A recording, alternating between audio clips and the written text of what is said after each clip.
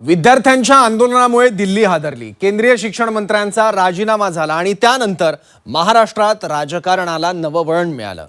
मुंबईच्या शिवाजी पार्कवर उद्धव ठाकरे आणि राज ठाकरे यांनी विजयी जल्लोष साजरा केला। मात्र या जल्लोषावरून आता आरोप प्रत्यारोपांचं राजकारण पेटलंय। उपमुख्यमंत्री एकनाथ शिंदे यांनी ठाकरेंवर आंदोलन पेटवण्याचा आरोप केलाय। त्यावर संजय राऊतांनी सुद्धा तितक्याच बोचऱ्या शब्दात पलटवार केला। आता शिवाजी पार्क नंतर ठाण्यात सुद्धा विजयोत्सवाची घोषणा झाली आहे। पाहूयात या राजकीय शाब्दिक संघर्षाचा हा रिपोर्ट। ठिणगी विद्यार्थ्यांच्या आंदोलनाची होती, पण राजकीय ठिणगीने आता महाराष्ट्राचं वातावरण तापवलंय। विद्यार्थ्यांच्या आंदोलनानंतर केंद्रीय शिक्षण मंत्री धर्मेंद्र प्रधान यांनी राजीनामा दिला। यानंतर मुंबईच्या शिवाजी पार्कवर उद्धव ठाकरे आणि राज ठाकरे यांनी विजय जल्लोष साजरा केला। यात मोठ्या संख्येने तरुण हातात तिरंगा घेऊन जल्लोषात सहभागी झाले। मात्र या जल्लोषावरून उपमुख्यमंत्री एकनाथ शिंदे यांनी ठाकरेंवर निशाणा साधला। विद्यार्थ्यांच्या आंदोलनावर काहींनी पेटवापेटवीची भाषा केली असा आरोप शिंदेंनी केला। तुम्हाला तुमच्या लाडक्या धर्मेंद्रला मंत्रिमंडळातून काढताना किती यातना झाल्या, त्याहीपेक्षा जास्त यातना हे आता आपण ज्यांना श्रद्धांजली वाहिली त्या मुलांच्या कुटुंबियांना, त्या मुलांनी जेव्हा जीव दिला तेव्हा झाल्या आहेत। या यातना आम्ही विसरू शकत नाही, विसरणार नाही। फक्त एकच विषय की ठिणगी आता पडले, देशभर वणवा पेटलेला आहे। महाराष्ट्रातल्या लोकांनी ठोकरलं ते त्यांच्या विद्यार्थ्यांच्या व्यासपीठावर जाऊन पेटवा पेटवीची भाषा करत होते। आता आग लागलेली आहे, विझून देऊ नका, हे काय आहे? देशामध्ये अराजकता पसरवण्याची जे काय तुमचा प्रयत्न आहे। इतक्यावर हा वाद थांबलेला नाहीये।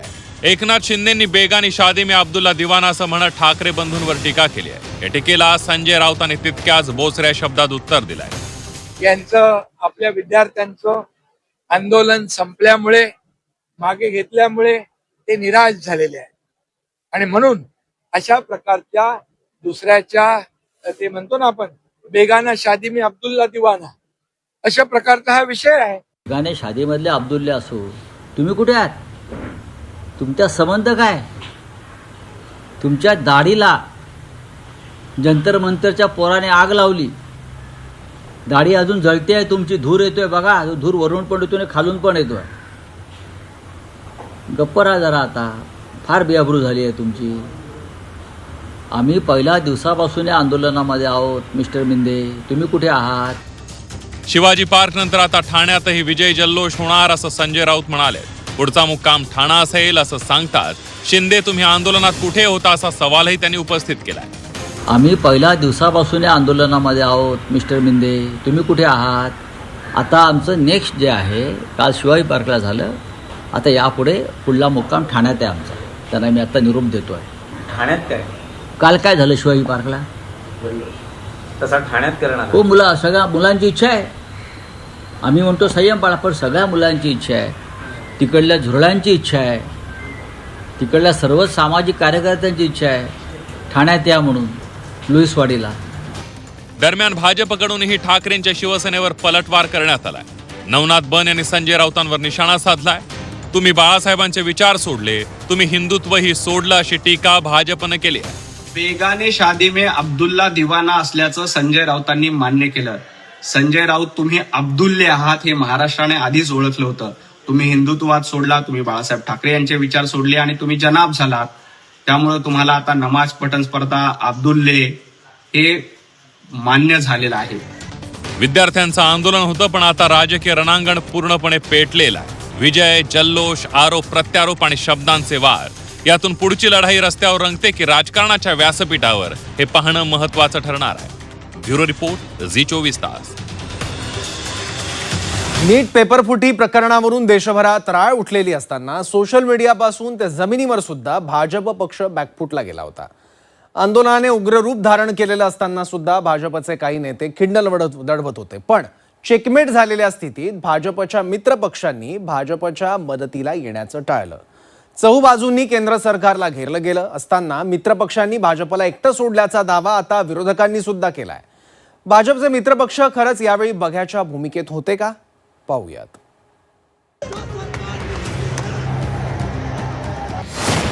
जेन्झी आंदोलनामुळे भाजपची कोंडी. आंदोलनादरम्यान मित्र पक्ष बघ्याच्या भूमिकेत. भाजप एकटा पडला म्हणत विरोधकांनी डिवचलं. धर्मेंद्र प्रधानांच्या राजीनाम्यासाठी जंतर मंतरवर बरेच दिवस उपोषण आणि आंदोलन चाललं, पण लाठीचार्ज नंतर आंदोलन पेटलं आणि देशभरात त्याचे पडसाद जागोजागी दिसायला लागले. सर्व तरुणाई लाठीचार्ज विरोधात एकवटली आणि एकमुखानं धर्मेंद्र प्रधानांच्या राजीनाम्याची मागणी केली गेली. त्यातच विरोधक सुद्धा आंदोलकांच्या पाठीशी उभे राहिले. केंद्र सरकारवर पर्यायानं भाजपवर दबाव इतका वाढला की शेवटी प्रधानांचा राजीनामा घ्यावाच लागला. पण या सगळ्या काळात भाजपच्या मित्रपक्षांनी सुद्धा नरो वा कुंजरो वा अशी भूमिका घेतल्याचं बोललं जात आहे. कारण शंभूराज देसाई आणि संजय शिरसाटांनी लाठीचार्ज चुकीचा असल्याचं तेव्हा म्हटलं. दुसरीकडे राष्ट्रवादी आणि शिवसेनेनंही केंद्र सरकारच्या बाजूनं बोलण्याचं टाळलं. त्यावरूनच विरोधकांनी भाजपला चिमटे काढले आहेत. आंदोलनादरम्यान फोडलेला एकतरी खासदार भाजपसोबत दिसला का, असा सवाल आदित्य ठाकरेंनी केला. अलीकडे यांची हिंमतच नव्हती ना मुलांच्या विरुद्ध जाण्याची. भाजप एकटा पडला असं वाटतं? नक्कीच. भाजपमध्ये 2 गट आहेत या आंदोलनावरून.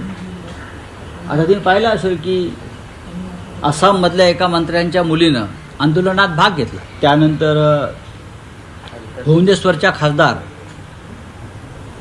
सारंगी अपराजिता मला वाटतं, त्यांची मुलगी आंदोलनात सहभागी झाली. तिच्यावर दबाव आला. तिने जे एक पोस्ट टाकली मुलांच्या बाजूनं ते काढण्यासाठी, ज्याने हा दबाव टाकला त्यालाच तिने एक्सपोज केलं की माझ्यावर दबाव आलाय म्हणून.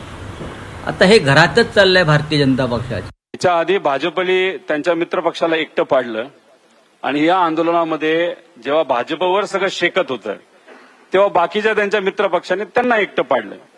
त्यात चंद्रबाबूंचा पक्ष असेल, एकनाथ शिंदे साहेबांनी कुठून तरी वरून आदेश आला म्हणून 2 दिवसापूर्वी त्यांनी स्टेटमेंट महिन्यानंतर त्या ठिकाणी दिलं.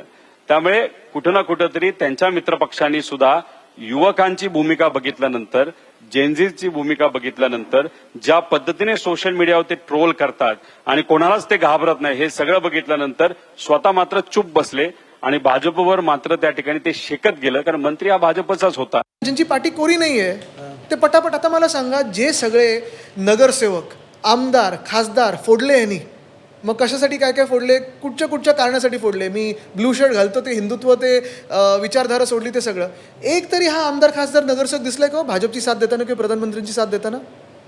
पैसे खाल्ले सगळ्यांनी भाजपकडून, एक तरी दिसले कास? यावर राष्ट्रवादीची प्रतिक्रिया आता समोर आली आहे. ही परिस्थिती हाताळण्यासाठी भाजपचं केंद्रीय नेतृत्व सक्षम होतं असं म्हणत बघ्याची भूमिका का घेतली त्याचं स्पष्टीकरण सूरज चव्हाणांनी दिलं.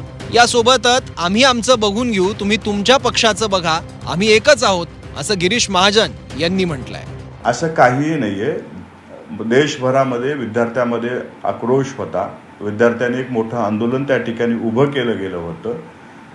आम्ही बघ्याची भूमिका घेण्यापेक्षा भारतीय जनता पार्टीचं नेतृत्व सक्षम आहे, ते निर्णय घेण्यास योग्य होते. आम्ही ते जे काही निर्णय घेतील त्याच्या पाठीशी आम्ही होतो आणि आम्हालाही कुठंतरी वाटलं की भारतीय जनता पार्टीनं जो निर्णय घेतलाय तो विद्यार्थ्यांच्या आक्रोश पाहून विद्यार्थ्यांच्या हितासाठी निर्णय घेतलेला आहे. कोणी बघ्याची भूमिका घेत नाही. आम्ही सगळे एक आहोत, तुम्ही काळजी करू नका.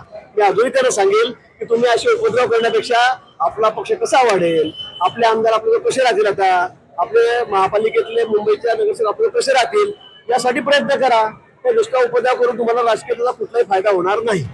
आता जरी भाजपचे मित्रपक्ष भाजपला एकटं पाडल्याच्या प्रश्नावर सारवासारव करत असले तरी भाजपची कोंडी झालेली असताना सगळ्यांनी 2 पावलं मागे घेतल्याचंच दिसलं.